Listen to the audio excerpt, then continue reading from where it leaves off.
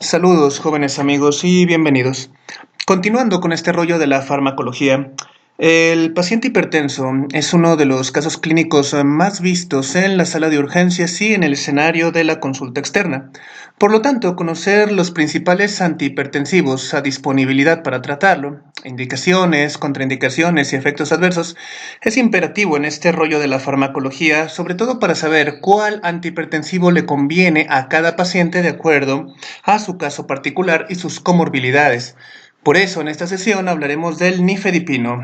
Comenzando entonces, como siempre, tomamos al medicamento más popular de cada familia para abordar y hablar sobre él. Como siempre también hacemos una entrevista al medicamento y le decimos: hey, pastillita de nifedipino, ¿tú qué eres? ¿A qué te dedicas? Bueno, profe, mira que yo soy un medicamento antihipertensivo y antianginoso, es decir, disminuyo la presión arterial en personas con hipertensión y también ayudo a prevenir los ataques isquémicos en el corazón de personas cuyas arterias coronarias están a medio tapar o ya se taparon y sobrevivieron a un ataque de isquemia cardíaca. Soy un protector para los que han sobrevivido a un evento isquémico cardíaco y también soy protector para que no les pase a los que están en riesgo de padecerlo. Ah, bien, bien. Tomando en cuenta pues que la presión arterial tiene que mantenerse en una cifra estable, constante de 120/80, presión sistólica diastólica respectivamente, y evitar precisamente la persistencia de cifras arriba de 140/90. Y en el caso de las personas con diabetes, 130/80 ya se considera, cifras arriba de esa línea, ya se considera hipertensión y daño a largo plazo a múltiples órganos. El problema con la hipertensión es que a la larga es cuando daña a los órganos. Normalmente no duele. Es un dañador silencioso, es una enfermedad crónica que traerá consecuencias a la larga. Por eso parte del tratamiento es convencer a los pacientes de la importancia de seguir su régimen de tratamiento todos los días, aunque no sientan ninguna manifestación desagradable. Bien, dicho eso entonces, nifedipino nos dice: yo pertenezco a la familia de los calcioantagonistas, principalmente a un barrio que se llama los dihidropiridinas. ¿Y qué es eso? Bueno, yo y mi hermano, acuérdate que la familia es muy importante, según dice Toretto, yo, nifedipino, y mi hermano amlodipino somos de ese grupo de las dihidropiridinas de acuerdo a nuestra composición química y desde luego nuestro mecanismo de acción.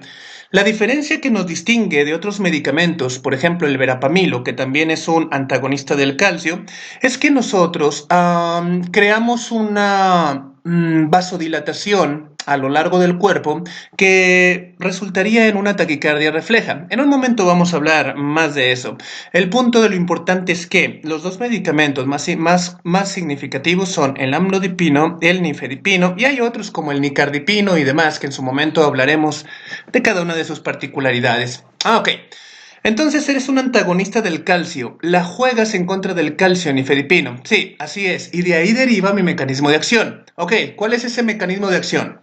Bien, mira, profe, morfológica, histológicamente hablando, las células del músculo liso, acuérdate que hay músculo liso que se domina solo en su mayoría, y músculo estriado que es el que se domina a voluntad, con excepción del cardíaco. Entonces, las células del músculo liso, para fin de contraerse, porque esa es su función, hacer contracción y relajación, necesitan de muchos minerales para llevar a cabo esta función. El sodio y el potasio van de cajón, definitivamente. Pero, las células musculares que estamos presentes en el endotelio vascular, es decir, en arterias y venas, y también formamos parte de de las células musculares del corazón, necesitamos del calcio, aparte de los otros electrolitos, para poder formar una contracción enérgica. De hecho, nosotras, células musculares lisas, en nuestra membrana tenemos canales preferenciales para que el calcio entre a nosotras, se llaman canales lentos de calcio, para que en cuanto se dé la orden, la necesidad fisiológica, dejemos pasar a este mineral y podamos ejercer una contractura adecuada, una contractura enérgica que nuestro órgano nos esté demandando. Ah, ok.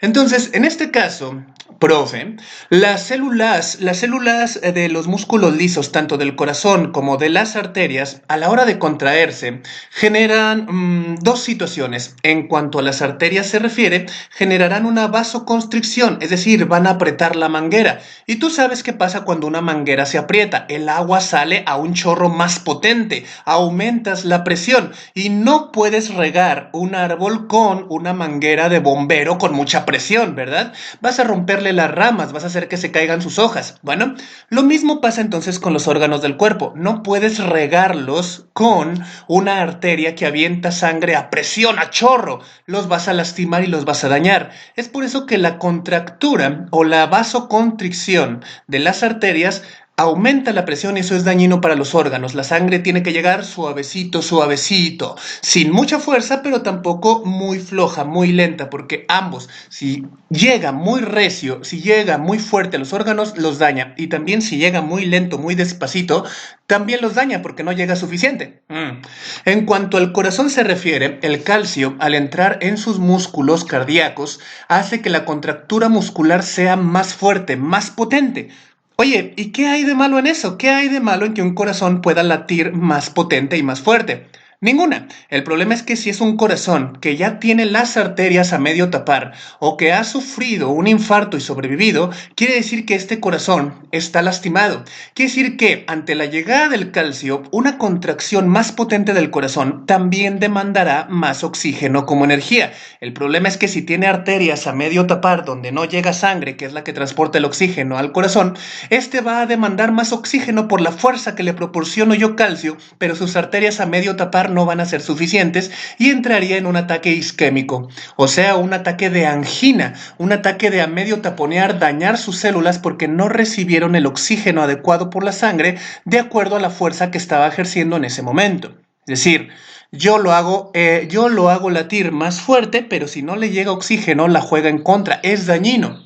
Si es que ya se infartó y sobrevivió, o si está en vías de infartarse por el problema de el medio taponamiento coronario, la angina estable, la angina inestable. Entonces, en estos pacientes cuyo corazón ha sido lastimado por la isquemia o está por ser lastimado por la isquemia, el que lata más fuerte, más enérgica, la juega en contra. Es por eso que yo, nifedipino y los fármacos de mi familia bloqueamos los canales lentos de calcio para que no entre tanto. Es decir, el calcio sí sigue entrando a las células, lo necesitan, pero no va a entrar tanto. Por lo tanto, no habrá una contracción más enérgica y eso derivará en que las mangueras, las arterias no se apretarán tanto, el chorro no llegará tan potente, es decir, generaremos una dilatación arteriolar y la presión arterial, por consiguiente, va a disminuir, lo cual es beneficioso en un hipertenso. Oye, yo no soy hipertenso, ¿me tomo un nifedipino? No, porque si tú tienes la presión normal, te tomas un nifedipino y va a ser el contrario, te la va a bajar, vas a tener una hipotensión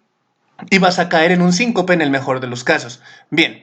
Entonces, fíjate, muy importante aquí, profe. Yo, nifedipino, bloqueo el calcio de las células musculares de corazón y arterias. Estas responden dilatándose, baja la presión, sí, pero un problema que tengo yo y mis hermanos, amlodipino, nicardipino, es que generamos una dilatación principalmente de las arteriolas periféricas, es decir, las pequeñitas arterias que están en las orillas son las que principalmente se abren, haciendo pensar al cuerpo que tiene una situación de falta de sangre y creando una taquicardia refleja.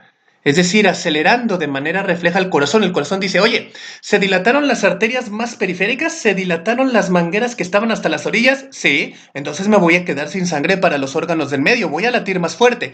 Ese es el problema, esa es la reacción, digamos, de la taquicardia refleja. Ahora, si tienes un corazón que está dañado, eso también la juega en contra. Claro, es uno de los distintivos precisamente de esta subfamilia de calcioantagonistas con la que vamos a ver más adelante. Bien, volviendo al rollo, en el corazón, ¿qué haríamos? Bueno, al evitar que entre el calcio al músculo cardíaco, este va a disminuir tanto la fuerza de contracción, al igual que disminuirá la frecuencia de sus latidos por disminución de la entrada del calcio, menos potencia y menos estimulación también del nodo sinusal. Por lo tanto, se disminuiría en cuanto al efecto del nifedipino en arterias y corazón, la disminución de la poscarga, es decir, abrimos las arterias de las orillas, eso redistribuyó mejor la sangre, esa no se le amontona al corazón y a él le cuesta menos trabajo aventarla, bombearla al cuerpo, se disminuye la poscarga.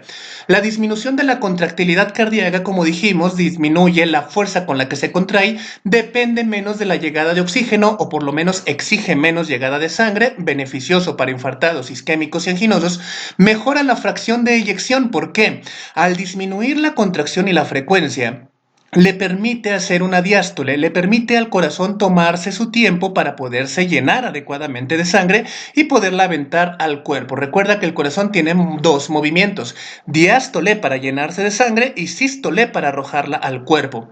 Al disminuir la frecuencia cardíaca también con el uso de los calcioantagonistas, le das al corazón su tiempo para llenarse de un chorro generoso de sangre que posteriormente va a lanzar al cuerpo. Muy útil, por ejemplo, en las personas que padecen insuficiencia cardíaca, que tienen un corazón ya dañado, sobreviviente de un infarto, o en las personas que padecen arritmia cardíaca tipo taquicardia. Y desde luego, volviendo al rollo de la dilatación de las arteriolas, la dilatación de las arterias de las orillas, eso haría que también la sangre no regresara toda al mismo tiempo al corazón del lado derecho. Es decir, si es un corazón dañado que no bombea bien la sangre, necesitas modificar dos cosas. Uno, la sangre que arroja al cuerpo, que tiene que ir sin máximo esfuerzo, y la sangre que regresa al corazón, que no sea tanta. Entonces, si tú dilatas las arterias de las orillas, la sangre se queda, por así decirlo, ligeramente retenida y no llega toda en puño hacia el corazón del lado derecho, disminuyendo de esa manera la precarga. Muy beneficioso en personas, por ejemplo, que han sufrido un infarto del lado derecho del corazón o que su corazón es insuficiente para mover la sangre. Es decir, no la pueden mover hacia adelante porque está muy pesada, por eso disminuye la poscarga, y tampoco resiste tanto amontonamiento de trabajo, la precarga. Pero bueno, para más rollo de eso, creo que por ahí tengo un video de insuficiencia cardíaca, por ahí búscalo. Bien, entonces, esos son los beneficios del nifedipino y el antagonismo del calcio. Profe, ¿cómo la ves?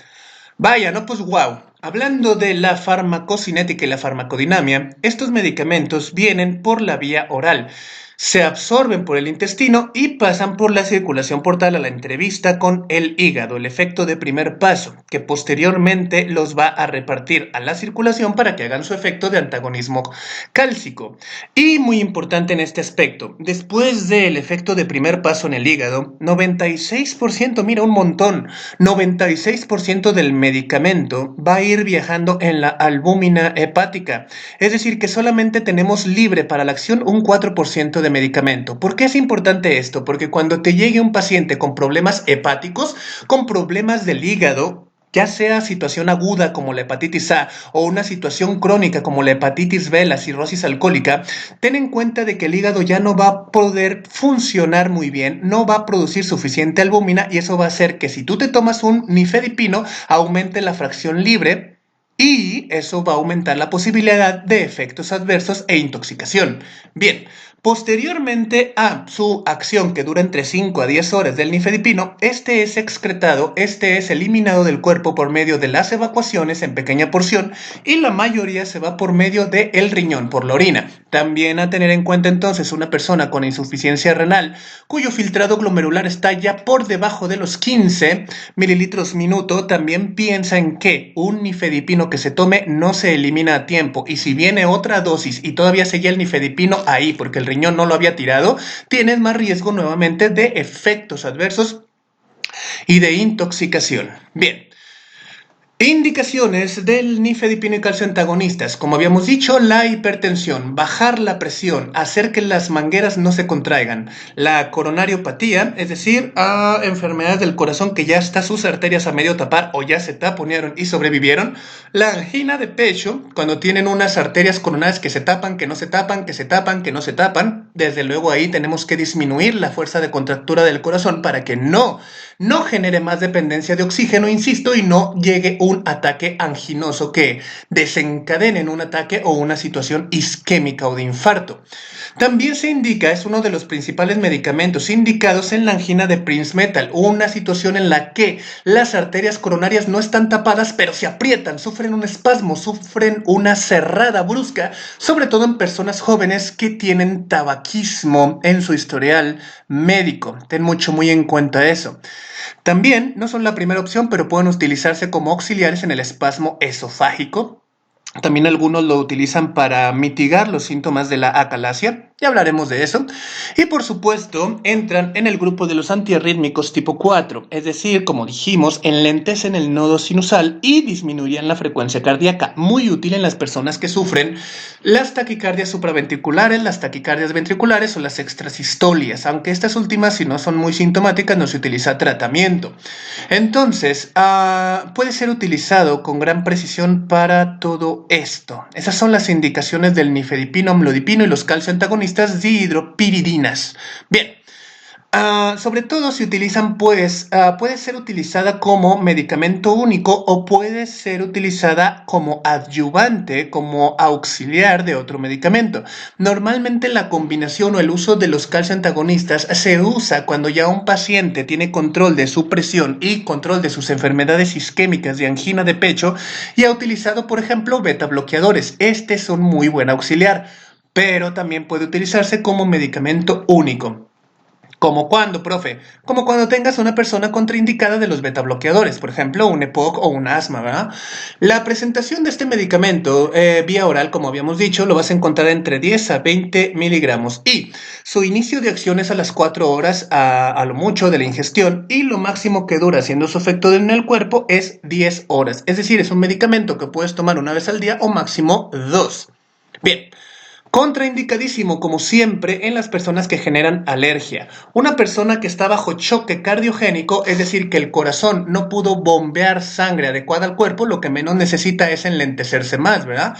Una persona en choque cardiogénico no recibe este medicamento, al menos no hasta que esté estable. Un infarto reciente también debe de abstenerse de usar el nifedipino, al menos hasta que después de sobrevivir a este, se hagan pruebas de esfuerzo y determinen en qué clase funcional de insuficiencia cardíaca queda este paciente y si es bueno y conveniente utilizar medicamentos depresores tanto de la contractilidad cardíaca como de la frecuencia. Desde luego en bloqueos auriculoventriculares, principalmente de segundo grado B y de tercer grado, tened mucho cuidado porque estos son enlentecedores. Cuidado con los bradicárdicos también, la gente que el corazón le late lento, que necesita también un marcapaso, tener mucho cuidado en ese aspecto porque el nifedipino meramente es un enlentecedor. Lo que menos necesitan estas personas que ya tienen el corazón latiendo muy despacito de por sí, es que llegue un medicamento que lo enlentezca más. Como habíamos dicho, la insuficiencia renal crónica y la insuficiencia hepática también. También, como habíamos dicho, las clases funcionales, las pruebas de esfuerzo nos van a dictar el paciente sobreviviente o con un corazón lastimado en qué grado de insuficiencia cardíaca se encuentra. Si está en el peor grado de todos, en el grado 4, en el que no puede ni siquiera estar en reposo sin ahogarse, ese también está contraindicado al lentecerle más el corazón. Y por supuesto, está contraindicado en el embarazo, aunque en algunas situaciones de preeclampsia y eclampsia se puede utilizar el nifedipino, pero con mucho cuidado y una observación estrecha, siempre, siempre, siempre derivando el riesgo-beneficio. Pero claro, hay otras opciones como la metildopa, como la hidralazina que vamos a platicar en clases subsecuentes. Y claro, los efectos adversos. De estos, ten muy en cuenta que cualquier antihipertensivo, sus efectos adversos es que se te vaya la olla y generes en vez de hipertensión una hipotensión.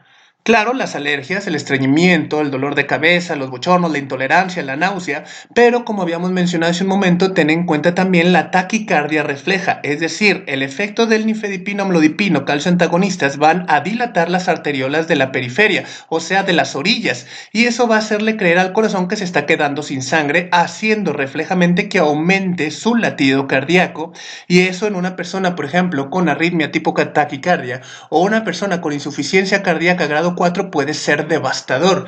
ten muy en cuenta ese aspecto.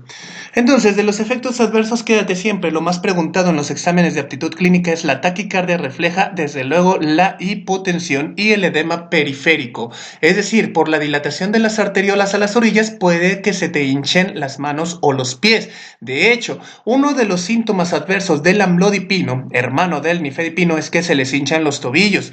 Ten en cuenta con un paciente con los tobillos hinchados que no sea una situación de insuficiencia cardíaca exacerbada o una situación de insuficiencia venosa, mala circulación, o también que sea un efecto del amlodipino nifedipino, lo cual sería un criterio para cambiar de antihipertensivo. Bien, sencillo, Bueno, yo agradezco mucho tu gentil atención. Cualquier duda, queja o comentario, mándamelo por inbox a esa cuenta de Facebook. Me tardo en contestar, pero sí contesto.